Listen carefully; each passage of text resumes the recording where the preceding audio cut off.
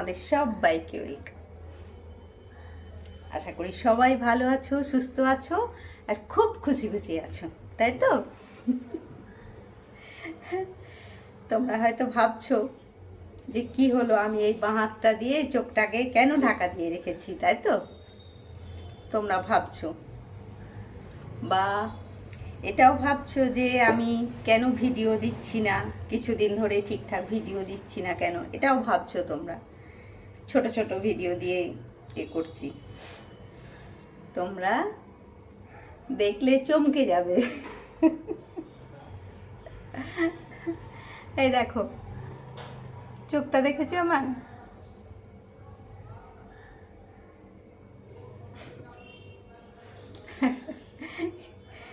চোখটা এরকম হয়েছে, তো ওই জন্যে ডাক্তার এখন চোখের উপরে বেশি ট্রেস দিতে না করেছে। মানে যতটা সম্ভব চোখে ট্রেস কম দেবে। আর ভিডিওটা না হয় ঠিক আছে করে নেবো, করে এডিট ফেডিট করতে গেলে তো একটু ট্রেস পড়ে না চোখে। ওই জন্যে আমি কদিন আর ভিডিও সেইভাবে দিচ্ছি না। মানে ওই একটু আধটু রান্না করলে সেইগুলোরই ছোট ছোট ভিডিও দিচ্ছি। মানে বড় করে একটা পুরো সারাদিনের যখন আমি করি তখন তো একটা মানে অনেক ভিডিও হয়, সেগুলোকেই ছোট ছোট করে কেটে কেটে আমাকে মানে সেটাকে ছোট করে কেটে ঠিকঠাক করে দিতে হয়। মানে সারাদিনের ভিডিও হয়তো হয়ে যায় আমার 20-25 মিনিটের ভিডিও হয়ে যায়, 25-30 মিনিটের। আর সেটাকে আমি হয়তো 12-15 মধ্যে এনে দাঁড় করাই। তো সেটাতে তো অনেকটা চোখের ওপরে ট্রেস পড়ে। ওই জন্য এখন চোখের ওপরে একদম ট্রেস দিতে না করেছে বলে আমি ভিডিও করছি না। আর চোখটা এই যে দেখছো, মানে আমার ভিশনে কোনো প্রবলেম হচ্ছে না। মানে আমি দেখতে সবটা পরিষ্কার পাচ্ছি। মানে এই চোখ বন্ধ করেও যেমনটাই এই চোখ দিয়ে দেখছি, এই চোখটা বন্ধ করে এই চোখ দিয়েও সেমই দেখছি। আর চোখটা এরকম হয়েছে আমার নিজের কাছে, মানে কি বলবো, মানে তোমরা বললে তোমরা কি কেউ বিশ্বাস করবে না। আমিও নিজেও বিশ্বাস করিনি ওটা হওয়ার পরে। মানে এমনি সকালবেলায় একদিন চোখটা এরকম করে, চোখটাতে এখানটা সুরসুর করছিল, তো আমি এমনি জাস্ট এরকম করতে করতে ঠিক খেয়াল নেই এই হাতটা, এই কুনুইটা কিছুতে একটা ঠেকে গেল এরকম করে। যখন চোখটা এরকম এরকম করছি, কুনুইটা মনে করো কোনো দেওয়ালে বা কোথাও লেগে গেল, যেই লাগলো হাতটা আমার নড়ে গেল, তো তখন আমার হাতটা চোখের মধ্যে চলে গেল। মানে এইখান থেকে এইখানটায় চোখে লেগে গেল। তো লাগতে একটু লাগলো, আমি সঙ্গে সঙ্গে ঠিক আছে জল দিয়ে ধুয়ে নিলাম। হালকা একটা ব্যথা, খুব হালকা। তো ঠিক আছে, আমি তখনও নিজে নিজেও দেখলাম এমনি এমনি করে, না কোনো অসুবিধা নেই, এনে লেগে গেছে একটু। খানিক্ষণ পরে বুম্পা বাইরে গেছিল, ও এসে চিৎকার করছে আমাকে, দেখি তোমার চোখে কি হলো? আমি যে চোখে কি হলো মানে কি হয়েছে, কিছু হয়নি তো। তখন আমিও গিয়ে আয়নাতে যখন দেখছি, মানে আমিও অবাক হয়ে গেছি চোখটা।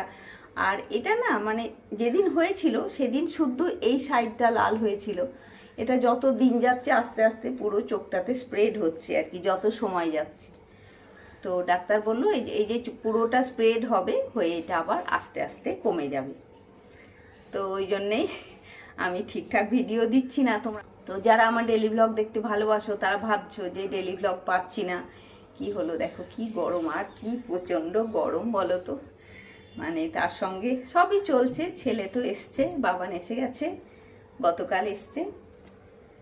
আর ও এসে ও তো দেখে শুরুতেই চিৎকার করলো করে, বলছে তোমাকে ডাকুদের মতো লাগছে। ডাকুদের যেমন চোখ লাল হয় এমনি করে একটা চোখ ঢাকা দিয়ে কাপড়ের ঢাকা পরে থাকে, তোমার সেরকম লাগছে। তুমি ওরকম কাপড়ের ঢাকা দিয়ে দাও একটা চোখে। ও তো আবার অর্ধেক রান্নাই করে দিয়েছে আমার সকাল থেকে, আজকে অনেক কিছু মানে হেল্প করে দিয়েছে। আর এখন যেহেতু নিজেই রান্না করে ওখানে, মানে একটা ফ্ল্যাটে থাকে, দুই বন্ধু মিলে ওরা নিজেরাই রান্না করে খায়, তো সেই জন্যে ও রান্নাবান্না অনেকটাই শিখে গেছে। বুম্পা মাছ ভেজে দিয়েছে, মানে ওই টুকটাক করে আমার কাজকর্ম হলো আর কি। তো যাই হোক, আমি দেখাচ্ছি তোমাদেরকে কি রান্না হচ্ছে। তো এই যে ভিডিওটা হচ্ছে, তোমরা কিছু মনে করো না বন্ধুরা, আমি পুরো ভিডিওটাই দেবো, এর মধ্যে কিছু এডিট করব না, হ্যাঁ, মানে পুরো ভিডিওটাই আমি পোস্ট করব। তো যদি কিছু ভুল থাকে তোমরা যেন কিছু মনে করো না, হ্যাঁ। তো ঠিক আছে, চলো আমি রান্না টান্না কি হয়েছে দেখিয়ে দিই। এখন তো 12টা বাজছে, বাবান শেষ দিন বাড়ি গেল একবার দেখা করতে, ও তো রাত্রে এসছে। তো এখন 12টা মতো বাজে, আমার রান্না হয়ে গেছে মোটামুটি, স্নানও হয়েছে। আর এই গরমে তো অস্থির হচ্ছি। আর তার সঙ্গে চোখের প্রবলেম খুব একটা নেই, তবে একটা হালকা ভারী হয়ে আছে, চোখটা একটু ভারী হয়ে আছে আর কি। ঠিক আছে, চলো আমি রান্নাটা দেখিয়ে দিই, দিয়ে আজকে ভিডিওটা শেষ করব। হ্যাঁ, আমার ঠিক হোক, আবার সবটা ঠিক হয়ে যাক, তারপরে আবার ভিডিও করব, যেমন আগে করছিলাম সেরকম ভ্লগ আমি আবার দেবো। হ্যাঁ, তো চলো রান্নাটা দেখিয়ে দিই কী রান্না হয়েছে আজকে। তো বাবান দেখে বলল যে 5টা ডিশ করেছো তুমি, 5টা আইটেম করেছো। এতগুলো আইটেম দেখলে ওরা অবাক, ওরা পাগল হয়ে যাবে, ভাবে কোনটা দিয়ে আগে খাবো কোনটা দিয়ে পরে খাবো, তাই বলবে। সাউথের ওরা পাগল হয়ে যাবে, ভাবে কোনটা দিয়ে ফার্স্টে খাবো কোনটা দিয়ে লাস্টে খাবো, এতগুলো ডিশ করছো তুমি আজকে, তাই বললো। অথচ এই বাবানই একটা সময় যদি বেশি রান্না না করতাম না, রেগে যেত, কি রান্না করেছো, 1টা 2টো দিয়ে কি ভাত খাওয়া হয়, তাই বলতো। মানে ছেলেরা বাইরে থাকলে কত পাল্টে যায়, কি শুধু ছেলে নয়, ছেলে মেয়ে সবাই বাইরে যখন নিজের মতন থাকে তখন অনেকটা পাল্টে যায় ওরা। ঠিক আছে, চলো আমি দিকটা দেখিয়ে দিই। সবাই খুব ভালো থাকো। কি করব বলো, ওই ছোট্ট অ্যাক্সিডেন্ট নিজের হাতেই হলো, কারুর হাত দিয়ে যদি হতো না, আমি হয়তো তাকে একটু রাগ দেখাতাম। মানে নিজের হাতে হলো, আর এত স্মুথলি হলো ব্যাপারটা, মানে এত সহজে যে এত বড় একটা প্রবলেম হবে আমি তো বুঝতেও পারিনি। যাই হোক, ঠিক আছে, নেক্সট ব্লগে আবার দেখা হচ্ছে, দেখি কবে দেখা হয় তোমাদের সঙ্গে আবার। দেখো গরম বলে না রান্নাটা একটু তাড়াতাড়ি করে নিয়েছি। এদিকে রান্না হয়েছে কুমড়ো, আলু, ডাঁটা, বড়ি দিয়ে একটা ঝোলঝোল মাখো মাখো তরকারি।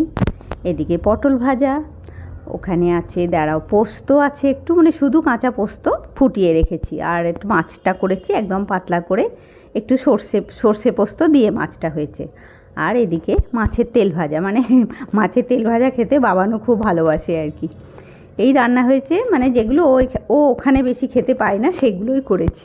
তো ঠিক আছে বন্ধুরা, আজকে ব্লগটা এখানেই শেষ করছি। সবাই খুব ভালো থাকো, সুস্থ থাকো, অবশ্যই লাইফ অফ বকুলের সাথে থাকো। টাটা বন্ধুরা।